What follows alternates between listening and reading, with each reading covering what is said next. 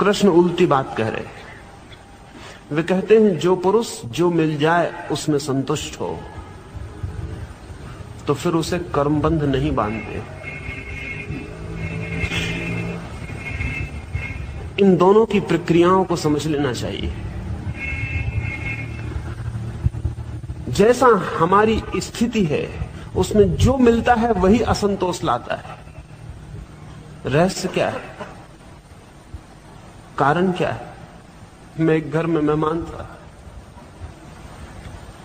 बहुत चिंतित थे गृहपति, रात नींद खो गई थी। मैंने उनकी पत्नी को पूछा बात क्या है।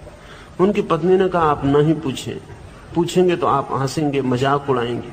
उनका फिर भी उसने कहा ऐसा है कि इस साल मेरे पति को 5 लाख का लाभ हो गया है, इससे बड़े चिंतित है। मैंने कहा इसमें चिंतित होने की क्या बात है? तो उसने कहा आप उनसे पूछना, वो आपको बताएंगे कि 5 लाख की हानि हो गई। मैंने कहा तुम पहेलियां बूझते हो, तुम कहते हो 5 लाख का लाभ हुआ, उनसे पूछूंगा तो वो बताएंगे 5 लाख की हानि हुई। उसने कहा ऐसा ही हुआ है, लाभ 5 लाख का हुआ है, लेकिन उनको पहले ख्याल था 10 लाख का होगा, इसलिए 5 लाख की हानि हो गई। वो बहुत परेशान। सच्ची रात मैंने उनसे पूछा कुछ तकलीफ है, चिंतित दिखाई पड़ते। उन्होंने कहा तकलीफ कुछ नहीं, बहुत, इस साल 5 लाख की हानि हो गई। मैंने कहा लेकिन आपकी पत्नी कहती 5 लाख का लाभ हुआ। उसने कहा वो कुछ भी नहीं, 10 लाख बिल्कुल पक्के थे।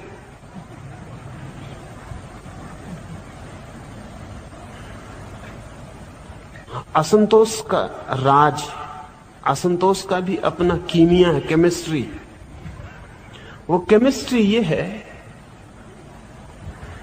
जितना बड़ा असंतोष पाना हो उतनी बड़ी अपेक्षा चाहिए। छोटी अपेक्षा से बड़ा असंतोष नहीं पाया जा सकता। अगर असंतोष कमाना हो तो बड़ी अपेक्षाओं के आकाश फैलाने चाहिए। जितनी बड़ी अपेक्षा उतना बड़ा असंतोष। काश इस आदमी की अपेक्षा 10 लाख की न हो के 5 लाख की होती तो हानि बिल्कुल ना होती। अगर इस आदमी की अपेक्षा 2 लाख की होती तो 3 लाख अतिरिक्त लाभ होता। अगर इस आदमी की कोई भी अपेक्षा ना होती तो 5 लाख का शुद्ध लाभ था, हानि का कोई प्रश्न ना था। अगर इसकी अपेक्षा बिल्कुल ना होती तो 5 नए पैसे के लिए भी ये परमात्मा को धन्यवाद दे पाता। अपेक्षा 10 लाख की थी, 5 लाख के लिए भी धन्यवाद नहीं दे पा रहा है। 5 लाख जो नहीं मिले उनके लिए क्रोधित है। अपेक्षा जितनी बड़ी उतना बड़ा असंतोष, अपेक्षा जितनी छोटी उतना कम असंतोष। अपेक्षा शून्य, असंतोष बिल्कुल नहीं, ऐसा गणित है। कृष्ण कहते हैं जो पुरुष जो मिल जाए उसमें संतुष्ट है। कौन सा पुरुष संतुष्ट होगा? वही पुरुष जो अपेक्षा रहित जीता है, जिसका कोई एक्सपेक्टेशन नहीं है, जो ऐसे जीता है जैसे जीने के लिए कोई अपेक्षा की जरूरत नहीं है। फिर जो भी मिल जाता है वही धन्य भाग, उसके लिए ही वो प्रभु को धन्यवाद दे पाता है। फकीर जुन्नैद एक रास्ते से गुजरता था, जोर का एक पत्थर रास्ते पर पैर से टकराया, लहूलुहान हो गया पैर। जुन्नैद नीचे झुक गया और हाथ जोड़ के परमात्मा की तरफ धन्यवाद देने लगा। साथ में मित्र थे, उन्होंने कहा जुन्नैद पागल तो नहीं हो गए? हमने कभी सुना नहीं कि किसी के पैर में पत्थर लगे, लहू गिरे और वो परमात्मा को धन्यवाद दे। जुन्नैद ने कहा फांसी भी लग सकती थी। जुन्नैद ने कहा फांसी भी लग सकती थी। धन्यवाद देते हैं परमात्मा को कि सिर्फ पैर में पत्थर लगा और निपटे, फांसी भी लग सकती थी। ये जुन्नैद जिन मित्र की मैंने कहानी कही उनसे ठीक उल्टा है। ये कहता है फांसी भी लग सकती थी, लेकिन जुन्नैद को अगर फांसी भी लग जाए तो भी वो धन्यवाद दे पाता, क्योंकि फांसी से बड़े दुख भी हैं।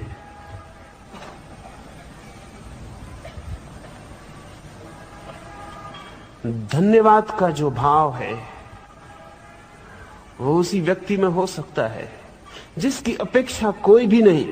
जब अपेक्षा कोई भी नहीं तो जो भी मिल जाता है, जो भी, उसमें भी वरदान खोजा जा सकता है। और जब अपेक्षा बहुत होती तो जो भी मिल जाता है उसमें ही अभिशाप का आविष्कार हो जाता है, उसी में अभिशाप खोज लिया जाता है। खोज हम पर निर्भर है।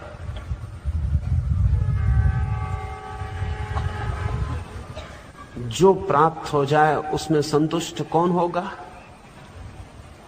जिसने और ज्यादा प्राप्त नहीं करना चाहा। सच, जिसने प्राप्त ही कुछ नहीं करना चाहा, उसे जो भी मिल जाए वही काफी, जरूरत से ज्यादा है। और एक बार किसी व्यक्ति को यह रहस्य पता चल जाए तो संतोष के आनंद की कोई सीमा नहीं है, असंतोष के दुख की कोई सीमा नहीं है, संतोष के आनंद की कोई सीमा नहीं, असंतोष के नरक का कोई अंत नहीं, संतोष के स्वर्ग का भी कोई अंत नहीं। लेकिन संतुष्ट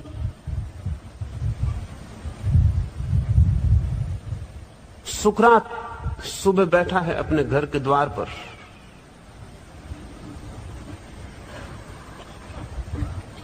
कुछ बात चलती है, कोई प्रश्न पूछ रहा है सुकरात से, वो जवाब दे रहा है। उसकी पत्नी चाय बना के लाई है, पीछे खड़ी है, वो क्रोध से भर गई। सुकरात ने उस पर ध्यान नहीं दिया, वो अपनी बात में तल्लीन है। स्वभाव था, शायद पत्नियों की सबसे बड़ी आकांक्षा पति उन पर ध्यान दे, इससे ज्यादा दूसरी नहीं। क्रोध से भर गई, इतने क्रोध से भर गई कि उसने केतली भरी हुई गर्म पानी की सुकरात के ऊपर डाल दी। उसका आधा चेहरा जल गया। जो प्रश्न पूछ रहा था वो घबरा गया। उसने सुकरात से कहा कि ये क्या हो गया? सुकरात ने कहा कुछ भी नहीं हुआ, आधा चेहरा बच गया है। प्रभु को धन्यवाद, पूरा चेहरा भी जल सकता था। सुकरात हंस रहा है आधे जले चेहरे में, क्योंकि उसे उसकी दृष्टि जले हुए चेहरे पर नहीं, उसकी दृष्टि बचे हुए चेहरे पर। पैर में जरा सा कांटा गड़ जाए हमें तो ऐसा लगता है सारी दुनिया व्यर्थ हुई, कोई परमात्मा नहीं है, सब बेकार है, अन्याय चल रहा है सारे जगत में। मेरे पैर में वो कांटा। शरीर के हजार हजार सुखों के लिए कभी परमात्मा को धन्यवाद न दिया, एक छोटे से कांटे के लिए शिकायत भारी। मैंने सुना है एक फकीर बहुत दिनों तक एक बादशाह के साथ था। बादशाह का बड़ा प्रेम उस फकीर पे हो गया, इतना प्रेम हो गया कि बादशाह सोता भी रात तो फकीर को अपने कमरे में ही सुलाता। दोनों सदा साथ होते। शिकार पर गए थे, भटक गए मार्ग, दिन भर के भूखे प्यासे एक वृक्ष के नीचे पहुंचे, लेकिन एक ही फल वृक्ष में लगा था। बादशाह ने अपने घोड़े पर से हाथ बढ़ा के फल तोड़ा, लेकिन जैसी उसकी आदत थी पहले फकीर को खिलाता था कुछ भी प्रेम से। फल की उसने फांके काटी, 6 टुकड़े किए, एक फकीर को दिया। फकीर ने खाया और उसने कहा कि बहुत स्वादिष्ट, अद्भुत, ऐसा फल कभी खाया नहीं, एक फांक और दे दे। दूसरी फांक भी फकीर खा गया। कहा बहुत अद्भुत, सम्राट से कहा एक फांक और दे दे। सम्राट को थोड़ी जाति तो मालूम पड़ी, फल था एक, भूखे थे दोनों, लेकिन तीसरी फांक भी दे दी। फकीर ने कहा बहुत खूब, एक फांक और। सम्राट को जरा कठिन मालूम पड़ा, लेकिन फिर भी एक फांक और दे दी। फिर आखिर तो एक ही फांक बची। फकीर ने कहा बस एक और। सम्राट ने कहा जाती कर रहे हो, मैं भी भूखा हूं। फकीर ने हाथ से फांक छीन ली। सम्राट ने कहा रुक जाओ, फांक वापस लौटा दो। ये सीमा के बाहर हो गया। मेरा तुम पर प्रेम है इसका क्या मतलब? तुम्हारा मुझ पर जरा भी प्रेम नहीं। सम्राट ने हाथ से फांक वापस छीन ली, मुंह में रखी, कड़वी जहर थी, थूक थी। कहा पागल तो नहीं हो तुम, 5 फांके खा क्यों गए? और शिकायत क्यों ना की? उस फकीर ने कहा कि जिन हाथों से बहुत मीठे फल खाने को मिले उनकी एक छोटे से कड़वे फल की शिकायत, और इसलिए सब फांके लेता गया कि कहीं पता न चल जाए, अन्यथा शिकायत पहुंच ही गई। जिन हाथों से इतने मीठे फल खाने को मिले उस हाथ से एक छोटी सी कड़वी फांक की शिकायत, ऐसा व्यक्ति संतुष्ट हो सकता है? संतोष का भी अपनी केमिस्ट्री है, अपना कीमिया है, अपना गणित है। जो है उसे ठीक से देखें तो संतोष के लिए बहुत है, जो नहीं है उसके प्रति आंखों को दौड़ाते रहें तो जो है वो कभी दिखाई नहीं पड़ता, और जो नहीं है उसके सपने मन को घेर लेते हैं और असंतोष को पैदा कर जाते हैं।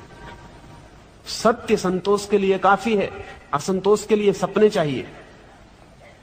यथार्थ संतोष के लिए काफी है, असंतोष के लिए कल्पना चाहिए। सारे जगत में लोग कल्पना के कारण असंतुष्ट हैं, यथार्थ के कारण नहीं। यथार्थ पर्याप्त संतोष दे सकता है, लेकिन कल्पना सीमा के बाहर पीड़ा देती। जब कृष्ण कहते हैं कि जो मिल जाए उसमें जो संतुष्ट है, जो मिल जाए, जो प्राप्त हो जाए उसमें जो राजी है, आभार से भरा, अनुग्रहित और द्वंद्व के पार। दूसरी बात वो कहते हैं द्वंद्व के पार, द्वंद्वातीत, बियॉन्ड द डुअलिटी, दो के बाहर। संतुष्ट हो जाना भी बहुत कठिन है, फिर भी उतना कठिन नहीं जितना द्वंद्व के बाहर हो जाना। द्वंद्व क्या है? सारा जीवन ही द्वंद्व है हमारा, हम दो में ही जीते हैं।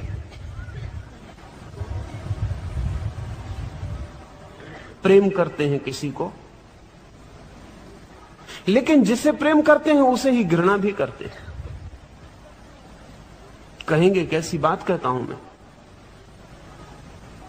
लेकिन सारी मनुष्य जाति का अनुभव यह है, और अब तो मनसशास्त्री इस अनुभव को बहुत प्रगाढ़ रूप से स्वीकार कर लिए कि जिसे हम प्रेम करते हैं उसे ही घृणा करते हैं।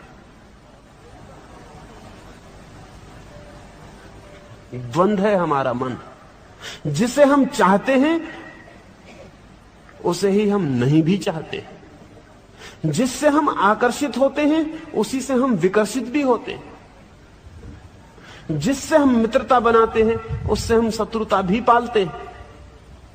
ये दोनों हम एक साथ करते हैं। थोड़ा किसी एकाध घटना में उतर के देखेंगे तो ख्याल में आ जाएगा, जिससे आप प्रेम करते हैं उससे आप 24 घंटे प्रेम कर पाते? नहीं कर पाते। घंटे भर प्रेम करते हैं तो घंटे भर घृणा करते हैं। सुबह प्रेम करते हैं तो सांझ घृणा करते हैं, सांझ लड़ते हैं तो सुबह फिर दोस्ती कायम करते हैं। पूरे समय घृणा और प्रेम की धूप छांव की तरह खेल चलता है। जिसको आदर करते हैं उसके ही प्रति मन में अनादर भी पालते हैं, मौके की तलाश में होते कब अनादर निकाल सके। जिसको फूल माला पहनाते हैं किसी दिन उस पर पत्थर फेंकने की इच्छा भी मन में रहती है। वो इच्छा दबी हुई प्रतीक्षा करती, फिर किसी दिन बहाना खोज के वो इच्छा बाहर आती, पत्थर भी फेंक लेते। हमारा मन प्रतिपल दोहरा है, डबल बाइंड। इसलिए जो बुद्धिमान है, जैसे कि चाणक्य ने, जो कि चालाकों में अधिकतम बुद्धिमान आदमियों में एक है, चाणक्य ने कहा है, राजाओं को सलाह दी है कि अपने मित्र को भी वो बात मत बताना जो तुम शत्रु को नहीं बताना चाहते हो। क्यों?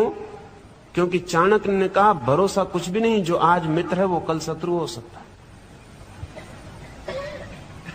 पश्चिम में चाणक्य का समानांतर एक आदमी हुआ मैकियावेली, वो भी चालाकों में इतना ही बुद्धिमान। उसने कहा ध्यान रखना, जिस बात को तुम गुप्त नहीं रख सकते तुम्हारा मित्र भी नहीं रख सकेगा, इसलिए मित्र को भूल के मत बताना। क्योंकि जब तुम खुद ही गुप्त नहीं रख सके और मित्र को बताना पड़ा, तो तुम इस भ्रांति में मत पड़ना कि तुम जिस बात को गुप्त नहीं रख सके उसको तुम्हारा मित्र रख सकेगा, वो भी किसी को बता देगा। और फिर जो आज मित्र है वो कल शत्रु हो सकता है। मैकियावेली ने एक बात और कही, उसने ये कही कि शत्रु के प्रति भी इस तरह की बातें मत कहना जिन्हें कि कल लौटाना मुश्किल हो जाए, क्योंकि जो आज शत्रु है वो कल मित्र हो सकता है। फिर कठिन होगा, फिर लौटाना मुश्किल होगा। असल में शत्रु और मित्र दो चीजें नहीं हैं, एक ही साथ घटित होती हैं। आप किसी आदमी को बिना मित्र बनाए शत्रु बना सकते हैं? बहुत मुश्किल है, अब तक तो नहीं हो सका पृथ्वी पर। ये बिना मित्र बनाए किसी को शत्रु बनाया जा सकता है? असंभव है। शत्रु बनाने के लिए भी मित्र की सीढ़ी से गुजरना ही पड़ता है। शत्रु बनाने के लिए भी पहले मित्र ही बनाना पड़ता है। ऐसा भी समझ सकते हैं कि जिसको मित्र बनाया अब उसके शत्रु बनने की संभावना घनीभूत हो गई। जब कृष्ण कहते हैं द्वंद्वातीत, मन तो जीता है द्वंद्व में, सदा द्वंद्व में। मन तो जीता है सदा विकल्प में, सदा ही दो विकल्प खड़े रहते हैं। जो आप करते हैं उसका खिलाफ भी आपका मन पूरे वक्त भीतर कहता रहता है। एक पैर भी आप उठाते हैं तो मन का दूसरा हिस्सा कहता है मत उठाओ। मन कभी भी 100% 100% नहीं होता। एक हिस्सा निरंतर ही विरोध करता रहता है। जिस आदमी का मन ऐसी हालत से भरा है वो आदमी द्वंद्व में घिरा है, वो सदा ही द्वंद्व में घिरा रहेगा। ये द्वंद्व अगर बहुत तीव्र हो जाए तो वो आदमी दो खंडों में टूट जाएगा, जिसको मनोवैज्ञानिक सिजोफ्रेनिया कहते हैं। वो आदमी दो खंडों में टूट जाएगा। वो एक ही आदमी दो आदमियों की तरह हो जाएगा। लेकिन हम इतने ज्यादा नहीं टूटते। हमारा टूट तरल होती, लिक्विड होती। हम बिल्कुल नहीं टूट जाते दो खंडों में, लेकिन हमारे दो खंड जारी रहते। लेकिन फिर भी हैं तो सिजोफ्रेनिक, हैं तो दोहरे। जो आपकी प्रशंसा करता है, कल आपको एकदम हैरानी होती है कि उसने आपकी निंदा की, आप गलती में हैं, आपको मनोवैज्ञानिक सत्य का पता नहीं। जिसने प्रशंसा की वो बदला चुकाएगा। वो आज नहीं कल कहीं निंदा करेगा, तब कंपनसेशन हो पाएगा। उसने एक काम कर दिया, अब उससे उल्टा काम नहीं करेगा तो संतुलन नहीं हो पाएगा। जिसने एक तरफ प्रशंसा की वो कल कहीं ना कहीं जाके निंदा करेगा। जब प्रशंसा करे तभी समझ लेना, निंदा की प्रतीक्षा मत करना, वो कहीं करेगा। फ्रायड ने लिखा है अपने संस्मरणों में, अगर घने से घने मित्र भी एक दूसरे के संबंध में यहां वहां जो कहते हैं वो अगर उन्हें पता चल जाए तो इस पृथ्वी पर एक भी मित्रता टिक नहीं सकती। घने से घने, इंटीमेट से इंटीमेट, निकट से निकट मित्र भी एक दूसरे के खिलाफ यहां वहां जो कहते हैं अगर वो सबको पता चल जाए तो इस पृथ्वी पर एक भी मित्रता नहीं टिक सकती।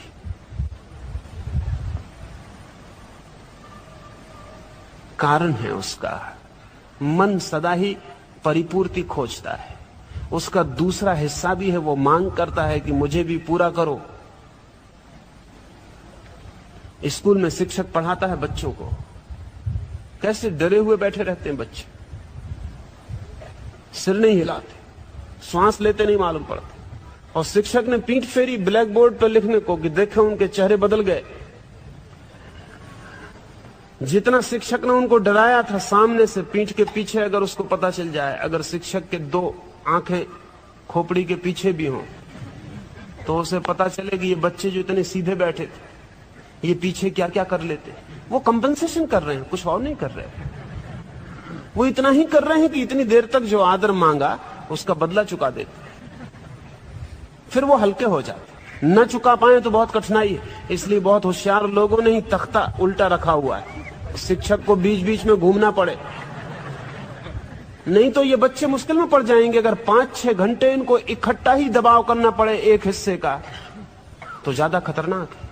इनका बीच बीच में निकास होता रहता, कैथारसिस होती रहती। शिक्षक जब भी मुड़ता है तख्ते पे लिखने को, तब वो मूवी बना लेते हैं, टोपियां भी उछाल देते हैं, एक दूसरे की तरफ इशारा भी कर देते हैं, तब तक हल्का हो जाता है। शिक्षक लौटा तब तक वो फिर राजी हो जाते हैं आदर देने को। ऐसी हम सबकी चित्त की दशा है, डबल बाइंड। ये जो द्वंद्व है ये बहुत ऊपर भी है, बहुत गहरे भी है, सतह पर भी है, गहराइयों में भी है। गहराइयों में भी सतह द्वैत चलता रहता है। दिन में आदमी ने उपवास किया है, रात भोजन के सपने देखेगा, कंपनसेशन।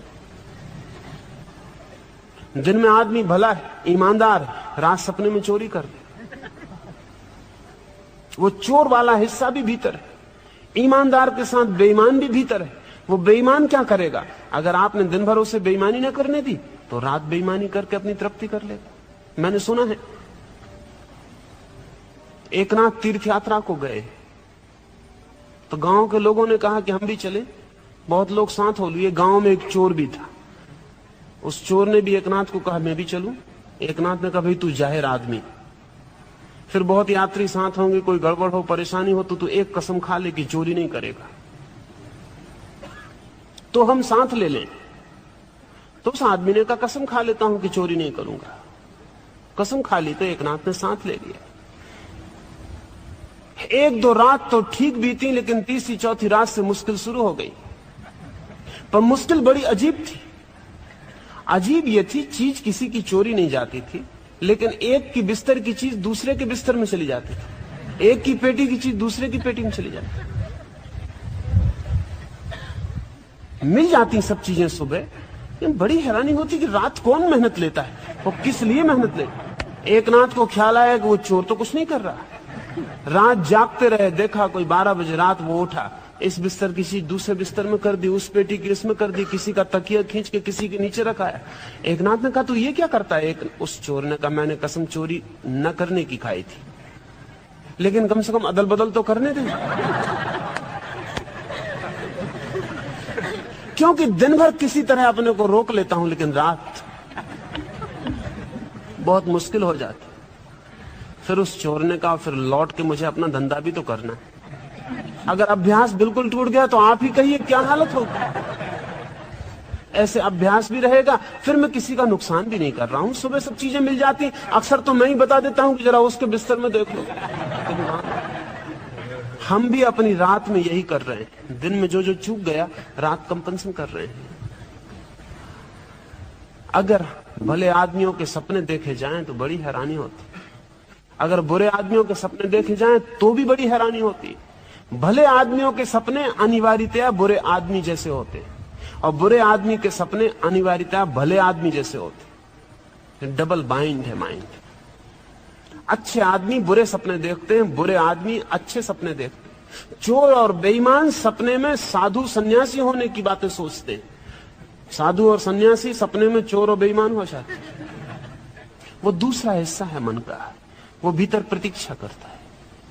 वो प्रतीक्षा करता है कि कब, अगर कहीं मौका नहीं मिला तो सपने में मौका खोज लेता है।